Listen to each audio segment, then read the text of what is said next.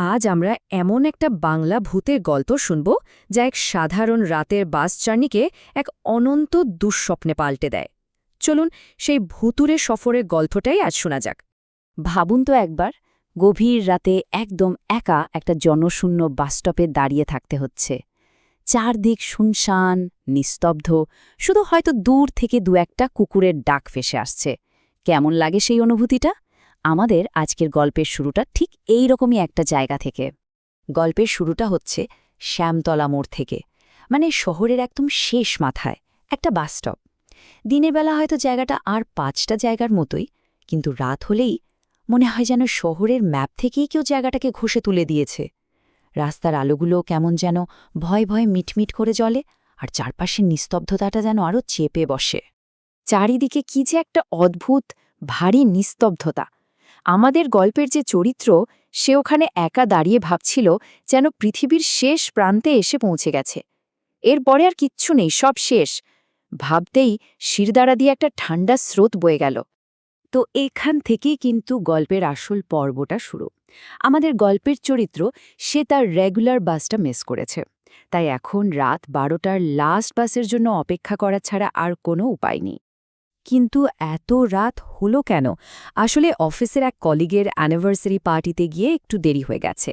ওকে কেউ একজন বলেছিল যে রাত 11টায় নাকি লাস্ট বাস। তো সেই ভরসাতেই বেচারা প্রায় আধ ঘন্টা ধরে ওই কনকনে ঠান্ডার মধ্যে দাঁড়িয়ে আছে। হঠাৎই ওর চোখ গেল বেঞ্চটার দিকে। আরে, ওখানে তো একজন বসে আছে।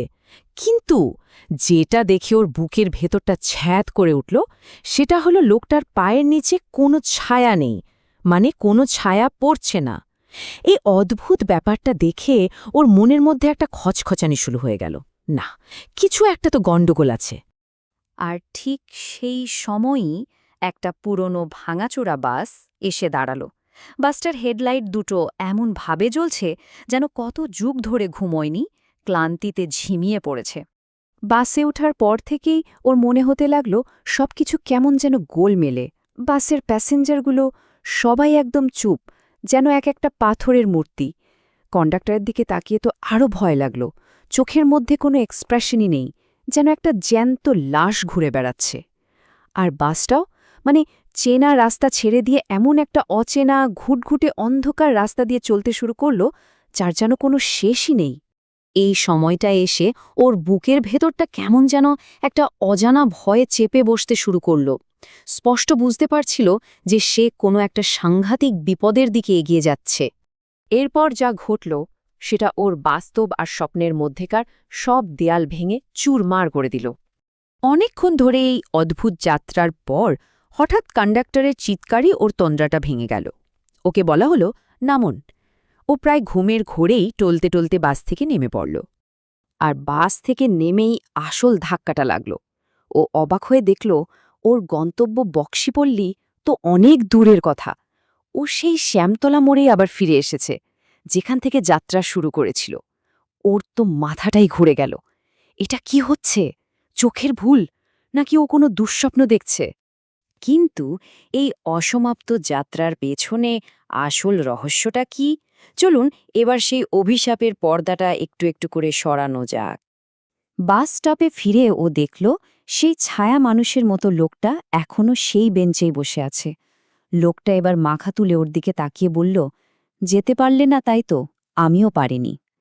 এই কথাটা শোনার পরেই ওর কাছে সবটা পরিষ্কার হয়ে গেল যে ও একটা ভয়ঙ্কর অভিশপ্ত চক্রের মধ্যে ফেসে যাচ্ছে।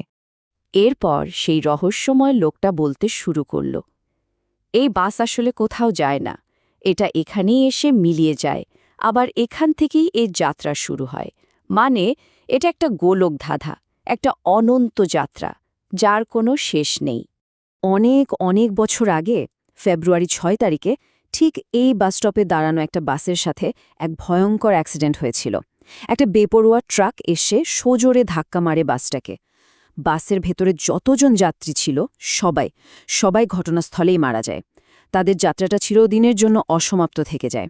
আর সেই অভিশপ্ত রাত থেকেই এই অভিশাপটা এই বাসস্টপকে আঁকড়ে ধরে আছে। কিন্তু দাঁড়ান, গল্পটা এখানেই শেষ নয়। সবচেয়ে ভয়ঙ্কর সত্যিটা তো এখনও সামনে আসাই বাকি। আমাদের গল্পের চরিত্র তখন প্রায় বিহল অবস্থায় লোকটাকে জিজ্ঞাসা করল, আপনি কে? আর আপনি বা কেন এখানে আটকে আছেন? মানে বাসের যাত্রীদের ব্যাপারটা তো বোঝা গেল, কিন্তু এই লোকটার রহস্যটা কি? লোকটা তখন উত্তর দিল, সে নাকি সেই রাতে বাস ধরবে বলে অপেক্ষা করছিল, কিন্তু চোখের সামনে ওই সাংঘাতিক দুর্ঘটনাটা দেখে তার দুর্বল হার্ট সেই শকটা নিতে পারেনি। হার্ট অ্যাটাকে তারও সেখানে মৃত্যু হয়। এই কথাটা শোনার পর ওর পায়ের তলার মাটিটাই যেন সরে গেল। মানে এতক্ষণ ধরেও যার সাথে কথা বলছিল সেও এই অভিশপ্ত চক্ররই একটা অংশ, সেও একটা ভূত। এই ভয়ঙ্কর সত্যিটা বোঝার পরই ও আর নিজেকে সামলাতে পারল না, জ্ঞান হারিয়ে মাটিতে লুটিয়ে পড়ল। গল্পটা শেষ হয় ওই লোকটার হাহাকার দিয়ে, মুক্তি নেই, এই যন্ত্রণা থেকে মুক্তি নেই। শেষে একটা প্রশ্নই থেকে যায়, এই অভিশপ্ত চক্র থেকে কি সত্যি কোনোদিনও মুক্তি পাওয়া সম্ভব, নাকি কিছু যাত্রা চিরকালের জন্য অসমাপ্তই থেকে যায়?